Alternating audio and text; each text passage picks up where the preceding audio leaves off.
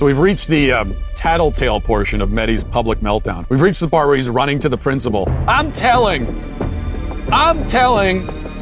Mom, Matt's being mean. Speaking of liars, by the way, this was funny. Last week, I responded to the failed MSNBC personality, Mehdi Hasan, who we can all agree is certainly somebody without charisma.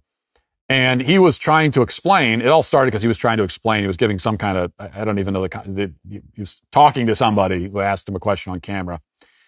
But he was trying to explain why the Muslim call to prayer blasting out at 5 a.m. in an American town is just as legitimate as church bells in America. And then he went on to say that he is just as American as anybody else, even though he's a Muslim Indian who came here from the UK 10 years ago to work for Al Jazeera. Okay, he came here in his mid-30s to work in media.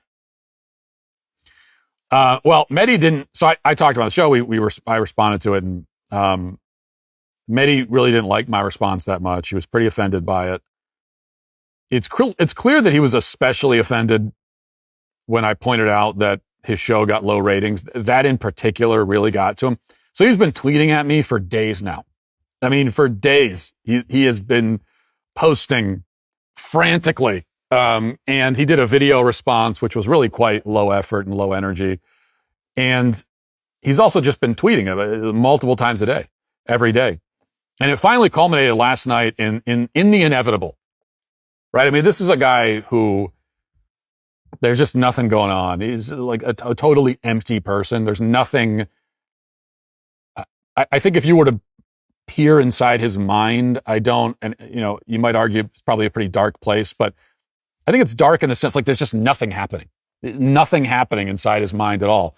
Just a very stupid, unimpressive person who's failed in everything he's tried to do in life. So, but that also makes him predictable. So you know exactly what he's going to do. So this is what it culminated in. He tagged Ben Shapiro in a post to try to get me fired. And the basis for this was that I retweeted a bar graph about EBT from some random account that had a bar graph that I thought was interesting. And so I retweeted the bar graph. And apparently, according to Medhi, this guy whoever this random account is, posted something offensive a year ago or whatever. I don't know. The lamest possible pretense. So he tweeted this. Hey, Ben Shapiro, I know you're super tagging Ben. I know you're super anti-Semitism, or super anti-Semitism. So just letting you know, an employee of yours, Matt Walsh, is sharing graphs from a card-carrying, far-right, Nazi-sounding anti-Semite. So we've reached the tattletale portion of Medhi's public meltdown. We've reached the part where he's running to the principal. I'm telling, Mom, Matt's being mean. That's what we've got to.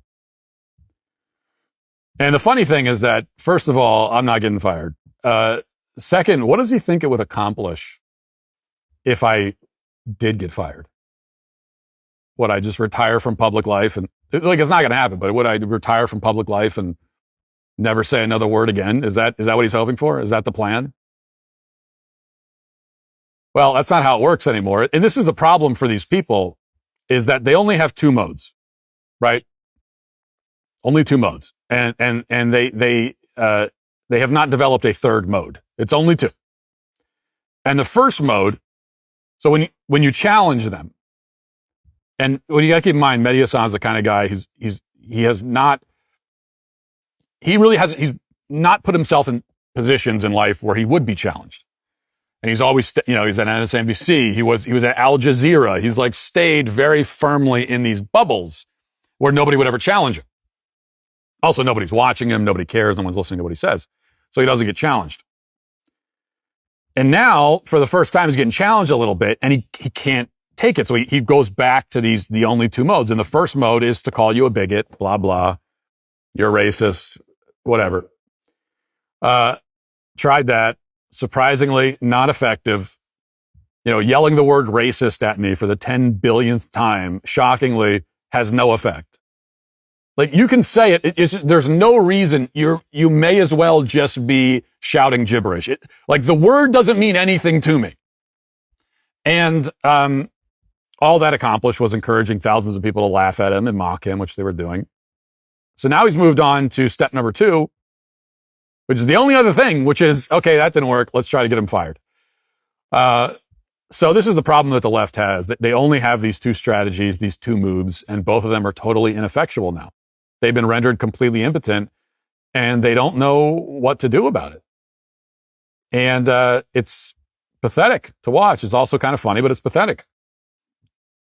Especially in Medhi's case. I think it's really, really sad. This guy got fired from his job at MSNBC because his show was pulling in 37,000 viewers in the key demographic. 37,000, which is almost impossibly bad.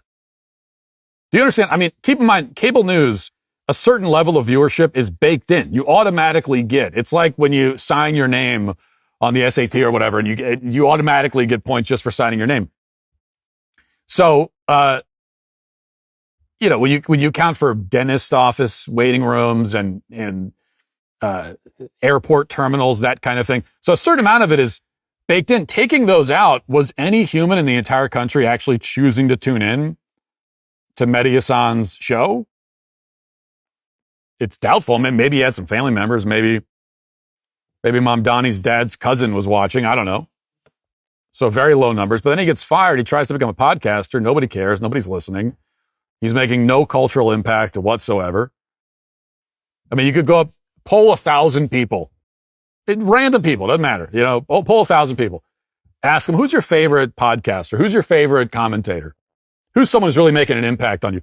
0 of the 1,000 would say, well, you know, Mehdi Hasan. That's my guy.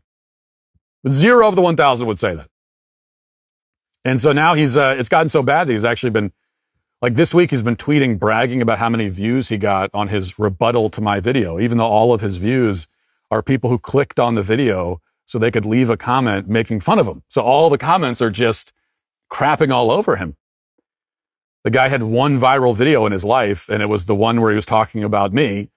And 98% of the views are people hate watching, and he's so happy about it. He's so happy.